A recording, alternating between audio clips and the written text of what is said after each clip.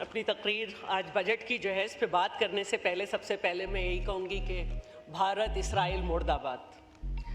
2025 और 26 का budget 17,573 billion पर मुश्तमिल है, जिसमें सिर्फ कर्ज उतारने के लिए 87 खरब जो कि टोटल बजट का 46.7% है एलोकेट किया गया है। इसके अलावा डिफेंस के लिए 25.50 बिलियन जो कि टोटल बजट का 14.5 बिलियन है, इसको एलोकेट किया गया है। ज़ाहिर है हम समझते हैं कि जो कर्ज की सूरत हाल है मुल्क के ऊपर और जो हमारे बॉर्डर्स की सिचुएशन है उस पर ये 1.2% बजट का टोटल बजट का यहाँ पे चला गया। अब जो 38.8% बजट टोटल बजट का बचा है सर, उससे जो बजट बनाया गया है उसे किसी भी बुनियाद पे ह्यूमन फ्रेंडली बजट नहीं कहा जा सकता। ये एक विजनलेस बजट है जिसमें एक तरफ तो हम ये देख रहे हैं कि बहुत सारे टैक्सेस लगा दिए गए हैं, गारमेंट्स कपड़े पे लेकर इन सब से हम ये देख रहे हैं कि कार्बन लेवी को भी जो है बढ़ाया जा रहा है और बिजली की कीमत में भी, जिससे बहुत महंगाई में इजाफा होगा। और मैं ये इत्तेफाक करती हूँ कि इकोनॉमिक सर्वे में किसी भी जगह मिनिमम वेज का जिक्र नहीं किया गया। और मैं ये भी इत्तेफाक करती हूँ लेकिन एक बात के साथ कि 2017 का जो पॉपुलेशन का सर्वे किया गया था उसके बाद से मुल्क में सर्वे नहीं हुआ और उसके हिसाब से 45.7% लोग गुर्बत की लकीर से नीचे हैं। लेकिन उसके बाद हम ये कैसे दावा कर सकते हैं कि जब रोजगार के मौके भी नहीं है, गुर्बत की लकीर से नीचे भी लोग ज्यादा चले गए, तो पर कैपिटल इनकम कैसे बढ़ सकती है? ये एक सवाल है। दूसरी बात जो है मुझे ये बात करनी है कि जब ये बजट पेश किया गया तो ये कंपैरिजन देख के मैं हैरान रह गई कि करंट फिस्कल ईयर में जो बजट एलोकेट किया गया था बहुत ही इम्पॉर्टेंट सेक्टर्स के लिए, मसलन डेवलपमेंट, हायर एजुकेशन और हेल्थ, और इसके अलावा सोशल सेक्टर, सर इन तमाम सेक्टर्स का जो हमारा कमिंग फिस्कल ईयर में इन तमाम सेक्टर्स में ज़बरदस्त कटौती की गई है। सिर्फ तरक्याती बजट में 100 बिलियन रिडक्शन की गई है। एजुकेशन का बजट, हायर एजुकेशन का जो पहले 65 बिलियन था उसे 39.5 बिलियन करके 20 बिलियन जो है रिड्यूस किया गया है। और सेहत के बजट में 13 बिलियन और सोशल सेक्टर के बजट में 15 बिलियन कटौती की है। सर सेहत और तालीम के बजट में पहले ही 1% से कम खर्च हो रहा है और उसमें इस तरह से कर देना ये बड़ी हैरान कुन बात है। इसके साथ साथ एक नई बात की गई है कि गैर अहम और कौमी मफाद के लिए जो अहम मंसूबे नहीं थे, जो कि 1000 बिलियन के 118 मंसूबे थे, उन्हें भी ख़त्म कर दिया गया। फिर बनाया क्यों था उन्हें? वो मंसूबे बनाए क्यों गए थे अगर वो कौमी मफाद के हामिल मंसूबे नहीं थे? इसके साथ मैं ये भी कहना चाहती हूँ कि ये बात बिल्कुल सही है कि हुकूमत ने 2024 और 25 में किसी भी सेक्टर में कोई परफॉर्मेंस नहीं दी, अपना दिया हुआ कोई टारगेट अचीव नहीं कर सकी। सर्विसेज में इनका टारगेट 4.1% था, सिर्फ 2.9% अचीव किया। इसी तरह इकोनॉमिक ग्रोथ में इनका जो टारगेट था वो 3.6 था, लेकिन 2.67 बताया जा रहा है। सर मैं इतनी इकॉनमी को नहीं समझती, लेकिन मैंने जितने इन 5-6 दिनों में प्रोग्राम्स देखे हैं उसमें मैंने जितने भी माहिर माशियात को देखा वो इस डिजिट पे मैंने उनको हैरान होते देखा है। इसके साथ साथ जो एग्रीकल्चर का टारगेट था वो 2% था, और मैं इसको एम्फसाइज इसलिए करूंगी, हालांकि ये बात पहले भी हो चुकी है, कि वाकई हमें ये देखना चाहिए कि हम इस टारगेट को सिर्फ 0.6% हासिल कर चुके। सिर्फ कपास पर मई तक 200 बिलियन का नुकसान है। गंदम, कपास, गन्ना, इन सब फसलों की हालत तशवीशनाक है सर।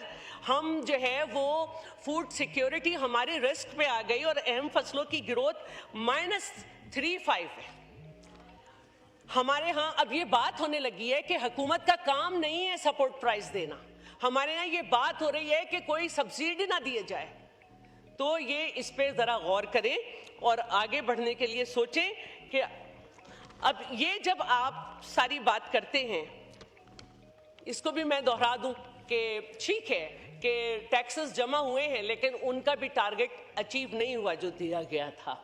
तो सवाल ये पैदा होता है कि कमिंग फिस्कल ईयर में जबकि हर सेक्टर में आप बजट भी कम एलोकेट कर रहे हैं और आपने जो टारगेट है वो डबल किया हुआ है, तो आप कैसे हासिल करेंगे जब अब नहीं कर सके? तो क्यों जो आप टारगेट नहीं हासिल कर सके, या तो नाअहली है या विल नहीं है। सर मैं दोबारा जो है वो डेवलपमेंट पर आऊंगी। डेवलपमेंट के शोबे को अगर आप देखें तो 31 मई तक 596 बिलियन सिर्फ यूटिलाइज हो सके। 1400 अरब में से सिर्फ 596 बिलियन जो हैं वो यूटिलाइज हुए हैं। तो ये इसको आप दोबारा से कहें कि ये हुकूमत की नाअहली है। अब मैं सिंध के डेवलपमेंट बजट पे बात करूंगी। वो जो 118 मंसूबे खत्म किए हैं 1000 अरब रुपए के, शायद उसमें से कोई सोच लेते हैं सिंध के लिए ही कोई कौमी मफाद, सिंध के लिए कोई कौमी मफाद का मंसूबा नहीं था। सिंध को कोई नया मंसूबा नहीं दिया गया। सबसे पहले मैं कराची के मंसूबे पे बात करूंगी। कराची को कोई नया मंसूबा नहीं दिया गया सर, कोई नया मंसूबा नहीं दिया गया। और जो मंसूबे ऑन गोइंग थे उन पे जो बजट रखा गया है उनको सुन के सिर्फ कराची वालों को सोचना चाहिए कि उनका क्या अंजाम है। ग्रीन लाइन सिर्फ 50 crore, operational green line BRT के लिए 18 करोड़ 50 लाख, डिस्ट्रिक्ट साउथ के इंफ्रास्ट्रक्चर की मेंटेनेंस के लिए 10 करोड़, डिस्ट्रिक्ट सेंट्रल में नाजमाबाद और लियाकताबाद के लिए 12 करोड़, वहां के फुटबॉल पाक एशियन फुटबॉल ग्राउंड के लिए 10 करोड़, कोरंगी जमान टाउन और लांडी डिस्ट्रिक्ट के लिए 10 करोड़, 11 करोड़, मलीर के लिए 5 करोड़। सर ये सोचने की बात है कि ये ऑन गोइंग मंसूबे हैं जिन पर ये रकम रखी गई है और ये बरसों से चल रहे हैं। इसके बाद बात की जाती है कि सिंध की हुकूमत 15 साल से है और कराची के शहरियों को पानी नहीं दे सकी। भाई हुकूमत का काम पानी बनाना नहीं है, पानी को, पीने के पानी को, इरिगेशन के पानी को रिजर्व करना है ताकि जिंदगी चल सके। एक प्रोजेक्ट है K4, मैं 10 साल से देख रही हूं, मैं वहां पे बैठी हुई थी वहां पे पार्लियामेंट में, कि सिंध हुकूमत बिलियंस में पैसे रखती है और विफाक की हुकूमत कम मिलियंस। और पीटीआई की गवर्नमेंट ने तो K4 मंसूबे में पैसे रखने ही से कह दिया था कि हम नहीं इस पे बात करेंगे, और इस दफा से 4.4 बिलियन रखा गया है। और दूसरी बात जो है, मैं ये समझती हूं कि फेडरल में जो भी हुकूमत होती है पीपल्स पार्टी के अलावा, वो उसको प्रोविंशियल के जो मंसूबे हैं जो फेडरल गवर्नमेंट के तहत चलते हैं उससे कोई इंटरेस्ट नहीं होता, कभी भी नहीं होता। अगर मैं देही सिंध पर आ जाऊं तो हैदराबाद सक्खर मोटरवे प्रोजेक्ट, जिस पर जिसका मैं ये समझती हूँ कि कराची पोर्ट से जो भी दरामद किया जाना है मुल्क में और बरामद किया जाना है उसका इन्हिसार इस पे है, उस पे सिर्फ और सिर्फ 15 अरब रखें। सर इससे तो लैंड एक्विजिशन भी नहीं होगी। इतने खत हुकूमत ने लिखे, इतने वादे वईद हुए, लेकिन वही नजरअंदाजी। और जब बात करो तो बात करते वक्त कहते हैं आपको पंजाब के अलावा कहीं मोटरवे नजर आता है, तो भाई ये फेडरल सब्जेक्ट है, आप रखोगे तो नजर आएगा ना। दूसरी जो बात मुझे करनी है कि पीटीआई गवर्नमेंट में भी सर यही हुआ था कि फेडरल के तहत जो सूबों में मंसूबे चल रहे थे उनके फंड खत्म करके अपने MNAs को एक 15-15 करोड़ का पैकेज दिया गया था। सर इस दफा भी सिंध हुकूमत को तो ऑन गोइंग पे छोटे छोटे नमक जितने जो है एलोकेशन की है, लेकिन मुबारक हो MQM को, उन्हें कराची के लिए 15 बिलियन और हैदराबाद के लिए 5 बिलियन दिया गया। दूसरी बात, जब मैं देही सिंध की करती हूँ तो देही सिंध के लिए भी अगर आप देखें 1.9 बिलियन थरकोल कनेक्टिविटी प्रोजेक्ट के लिए, installation of telemetry system on Indus बेसन 10.9 बिलियन। इसके अलावा सर मैं एक और बात भी करना चाहती हूँ, क्योंकि जब हम बात करते हैं अपने एग्रीकल्चर की, तो उसको भी क्लाइमेट चेंज पे सारे का सारा डाल दिया जाता है। लेकिन सर मैं यहाँ पे ये बताना चाहती हूँ कि आज जब ये बात हो रही है कि फलां डैम के लिए इतने पैसे रखे हैं, आज जब विफाक को समझ में आया है कि लोअर राइपेरियन क्या होता है भारत की वाटर वेपनाइजेशन के बाद, तो बहुत सारे डैम्स के लिए जो है वो एलोकेशन की गई है। लेकिन सर सिंध के 3 मंसूबे ऐसे हैं, सिंध के 3 मंसूबे ऐसे हैं जो शायद विफाक की अब याददाश्त में नहीं है, और ये तीनों मंसूबे crucial for the Sindh agro economic, और इन तीनों का काम ये था कि ये 10-10 हजार हेक्टर से ज्यादा इरिगेट करेंगे लैंड को, और उनके नाम थे Sukkur barrage modernisation and rehabilitation, Nai Gaj dam, Darawat dam. Sir इनकी रिव्यू कॉस्ट जो है वो डबल से ज्यादा पहुंच चुकी है, लेकिन ये आज तक विफाक की नजरे करम के जो है ये मुंतजिर हैं कि विफाक इनके लिए कुछ पैसा रखे। सर हमारे सिंध का जो है कंट्रीब्यूशन 21.5 से 27.7 तक होता था मुल्क की ज़राअत में, लेकिन जब आप पानी ही नहीं देंगे तो फिर आप क्या कर सकेंगे। दूसरी बात मैं ये करना चाहती हूँ सर कि वजीर आजम के प्रोग्राम से दानिश स्कूल के लिए जो है वो 11 दानिश स्कूल के लिए 9.8 बिलियन रुपीस रखे गए। सर सिंध में सैलाब से बहुत ज़्यादा स्कूल तबाह और टूट फूट गए थे, जिसमें से 118 स्कूल यूनिट्स के लिए वजीर आजम प्रोग्राम से सूबे सिंध के साथ 50-50 के शेयरिंग पे सिर्फ 3 अरब रुपए रखे गए। ये सर सोचने का मुकाम है, सोचने का मुकाम है।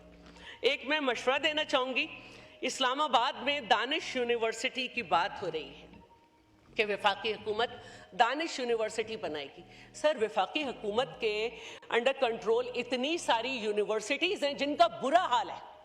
कायदे आज़म यूनिवर्सिटीज़ का देख लें और अपनी एग्रीकल्चर यूनिवर्सिटीज़ का देख लें। आप जो है वो अपने एग्रीकल्चर के स्टूडेंट को चाइना भेज रहे हैं।